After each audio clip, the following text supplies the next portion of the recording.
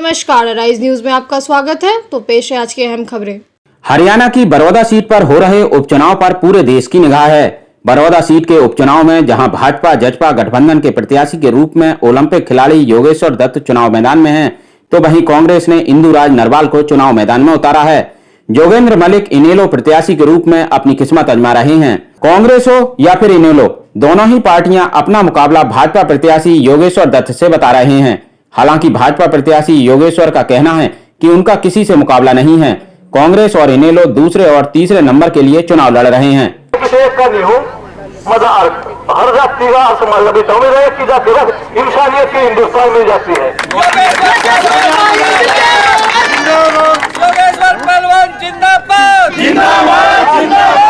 7 साल की उम्र में पैवानी शुरू कर दी थी। इसके बाद आज तक मैंने नहीं पता मैं किस गेला व्यक्ति का है कि गेला बैठा उठे हो, मैंने किसी की जात पूछी नहीं, किसी का गाँव पूछा नहीं। मेरे लिए वो इंसानियत मेरा है जो अच्छा हो, जो समाज का इज्जत हो, उसमें कोई भी हो। एआरआई न्यूज के हरियाणा ब्यूरो चीफ सतीश कौशिक बड़ौदा उपचुनाव पर खास निगाह रख रहे हैं। उन्होंने हवा का रुख जानने के लिए विभिन्न दलों के नेताओं से बात की। चुनाव और इस उपचुनाव में क्या अंतर देख रहे हैं? देखिए, चुनाव तो दोनों जैसा ही है भाई। इसमें यह है कि इसमें सब लोग आगे, हर पार्टी के सारे पूरी टीमें आगे, इसलिए इस करके लगता है कि इलेक्शन नहीं होगा। बाकी कुछ नहीं, लोगों ने तो उसी तरीके से एक्सरसाइज करना, अपना वोट डालना है अपने विवेक से। मुकाबला किससे मान रहे हैं? मुकाबला देखिए, ओम प्रकाश जी के आने के बाद उनका इलेक्शन उठा। असल में तो मैं समझता हूँ बीजेपी जीतेगी। अब नंबर 2-3 की लड़ाई है ये। इसमें कांग्रेस और इनेलो में कौन 2 नंबर पे आ जाए। और इस उपचुनाव में आप क्या अंतर देख रहे हैं? देखिए, बहुत अंतर होता है। आम चुनाव होते हैं तो उसमें पता नहीं है कि किसकी सरकार आएगी, क्या हवा चल रही है, लेकिन अब पता है सब कुछ कि सरकार किसकी है, सरकार अगले 4 साल किसकी रहने वाली है। इस सीट से ना तो बीजेपी को फर्क पड़ेगा, ना फर्क पड़ेगा जेजेपी को, ना फर्क पड़ेगा कांग्रेस को, लेकिन इस सीट से बड़ौदा हल्के मुकाबला किससे मान रहे हैं? मुकाबला डेफिनेटली 2 में है। Thank you. देखिए, ये ना केवल बीजेपी के लिए बल्कि समस्त हरियाणा प्रदेश के लिए ये गौरव की बात है कि बीजेपी को बड़ौदा हल्के को एक ऐसा प्रत्याशी दिया है भारतीय जनता पार्टी ने, जो न केवल प्रदेश की बल्कि जिसने विश्व के प्लेटफॉर्म पर देश की शान बढ़ाई है।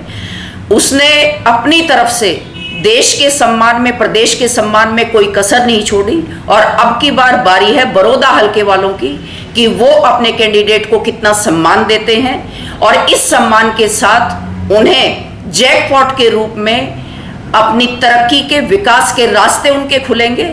तो मेरा तो ये मानना है कि योगेश्वर अपने आप में प्रत्याशी परिपूर्ण है और उसके मुकाबले में कोई भी नहीं है। मुकाबला किससे मान रहे हैं? मुकाबला हमारा किसी भी पार्टी से नहीं मान रहे हैं। एक तरफा चुनाव बिल्कुल योगेश्वर के अलावा दूसरा नाम हल्के के किसी भी आदमी के मुंह पर है ही नहीं, जो जहाँ तक मैंने देखा। इसका कारण क्या है कि 1 साल में ही इतना बदलाव जो हुआ? इसका कारण यही है, जब से हमने ये आम चुनाव यूज किया है उसके बाद हमारा कैंडिडेट कंटिन्यू अपना घर, अपना खुद का कार्य छोड़ करके अक्षेत्र के कार्य में, अक्षेत्र के लोगों के बीच में रहा है और उनके दुख सुख हर एक में शरीक किया उन्होंने, और उनके डेवलपमेंट काम के लिए दिन रात एक की। भाई योगेश्वर दत्त जमीन से जुड़ा हुआ है और भाजपा का कर्मठ कार्य करता है ये, और इन्होंने मेहनत की है हल्के में, पूरी दिन रात यहीं लगा रहा है। दुख सुख में ये हमेशा बतलवाता जाता रहा है। उसी का ये परिणाम है। जिस गांव में भी हम जाते हैं वहाँ भरपूर समर्थन मिल रहा है। कांग्रेस लीडर श्रीओमेल, आप बताएं, बड़ौदा उपचुनाव में कांग्रेस का मुकाबला किससे है? देखो, मुकाबला तो हमारा भाई बीजेपी से ही है, और असली मुकाबला भूपेंद्र सिंह हुड्डा और मनोहर लाल खट्टर के बीच में है। लेकिन हमारा उम्मीदवार कम से कम 25,000 वोटों से जीतेगा, ये मेरा वादा भी है। मैं तो एक जागरूक मतदाता होने के नाते या जागरूक मतदाताओं को यही बताना चाहता हूं कि किसी भी चुनाव में ना कोई क्षेत्रवाद मुद्दा होना चाहिए, ना कोई जातिवाद मुद्दा होना चाहिए। इसमें आपको 2-4 चीजें देखनी चाहिए। एक तो आपको देखना चाहिए कि जो आपका कैंडिडेट है, जिसके लिए आप वोट कर रहे हो, चाहे वो किसी भी पार्टी से है, उसका व्यक्तिगत कैसा है, उसका व्यक्तित्व कैसा है, उसका समाज के प्रति समर्पण कैसा है, वो आप लोगों की दुख तकलीफ में आपके साथ कितना शरीक होता है और आपके आने वाले भविष्य के बारे में, आपके क्षेत्र के भविष्य के बारे में कितनी चिंता करता है। दूसरा, जातिवाद कतई मुद्दा नहीं होना चाहिए, किसी भी इलेक्शन में नहीं होना चाहिए, किसी भी लोकतंत्र में नहीं होना चाहिए।